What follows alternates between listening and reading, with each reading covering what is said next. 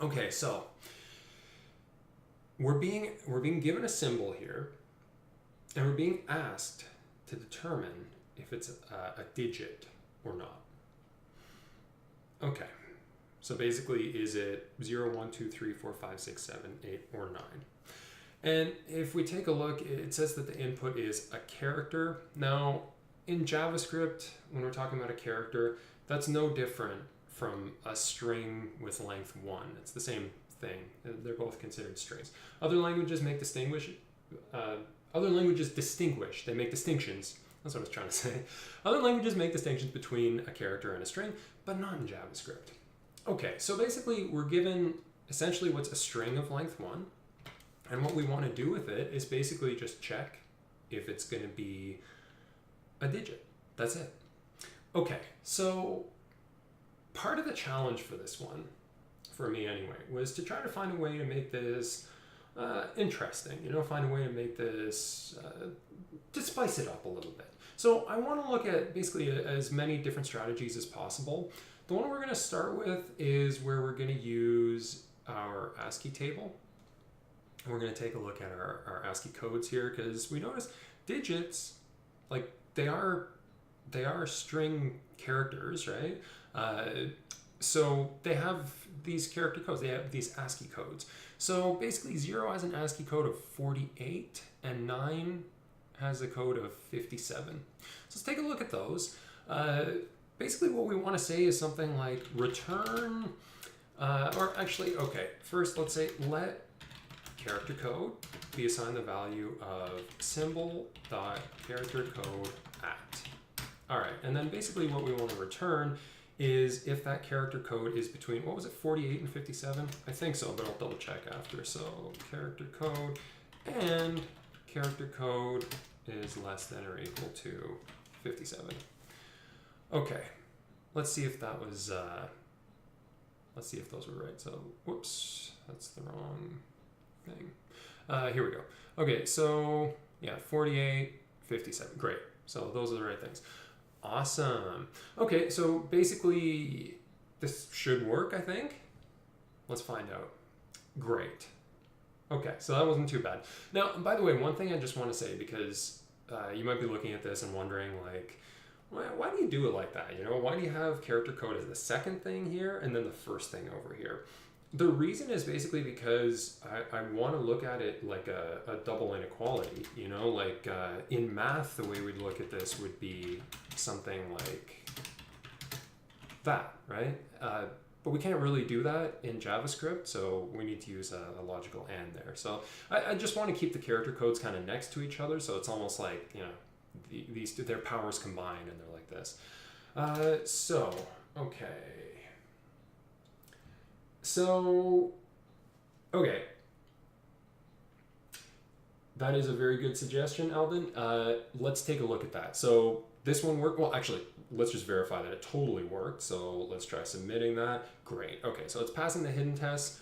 That wasn't so bad. Okay, we'll close that and we'll make some space here. We're going to try a different method here.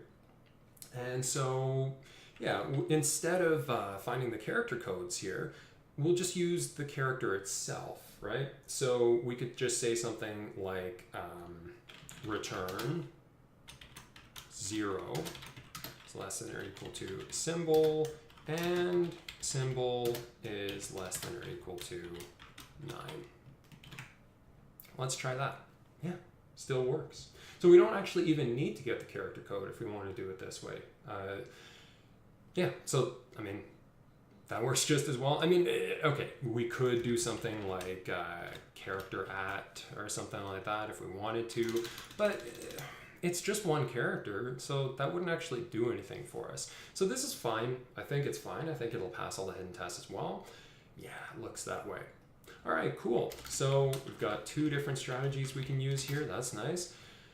Let's see if we can go for a third. Well, the thing is, we're talking about a string here, right? It happens to be a character, but it is specifically a string.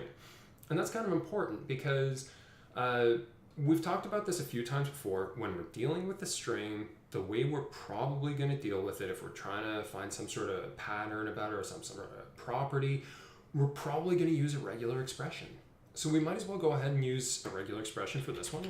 We'll say something like, 0 to 9, right? That's our regexp right there. And we want to test that with symbol. So let's try that. And it works. But it could be a little more efficient because we've got a bit of a built-in for this for 0 to 9. It's a digit character, so we'll just do \d for digit, test that, and there it goes. Might as well submit that, see if it passes the hidden test, and awesome.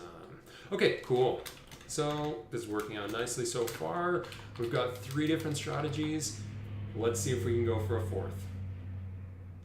Okay, so for this next one, here's what we're going to do. Check this out. So if we try to return something like, let's say, 1 plus symbol, okay? If we were to try to do this, then it's just going to say, well, the symbol's a string, so it's not going to view this as an addition. It'll view it as concatenation. So the symbol here is 0, 1 plus 0, or 1 concatenated with 0 would be 1, 0, or the string 10. Here we have 1 dash. Here we have 1 O. It kind of looks like a 0, but it's an O. Anyway, the point is, this is not really being viewed as a mathematical operation. It's being viewed as more of a string operation. We're concatenating. But the thing is, we don't have such an operation when it comes to multiplication for strings. So I was thinking about this, and I was thinking, well, maybe we could do something like this, 1 times symbol, and either it'll become just a regular number, like this essentially typecasted it, right? It's like a parse int kind of thing. Whereas over here, it just made it a null. Okay, so maybe we can use that. So I was thinking, could we do something like equals equals null and see if that works? Or I guess really it should be the opposite of that, so not equals null. But there's kind of a bad omen there. It said 7 out of 11. It should have been 0 if I had the exact opposite. So yeah, we're only passing 4 out of 11. Something like this is saying true when really it should be saying false. So there are some issues when you're trying to compare something to things like null or undefined or non. By the way, non, when I say non, what I'm talking about is this. NaN, not a number, is what that stands for. So really that's what I'm trying to check. Is this thing non? Is this not a number? And thankfully we have a reliable way of checking that. Again, we wouldn't be able to do something as simple as like, not equals non. Again, that's not going to work. It's working just as well as the not equals null. So how are we going to check this? Well, we have a built-in for that. So we've got this thing isNaN, and it just determines if it's non or not. And it returns a Boolean, so either true or false. If it's non, it'll return true. If it's not, if it is a number, it'll return false. Okay, so let's use that. We'll say is NaN of all this stuff. And we'll run that, and what we find is that's passing 0.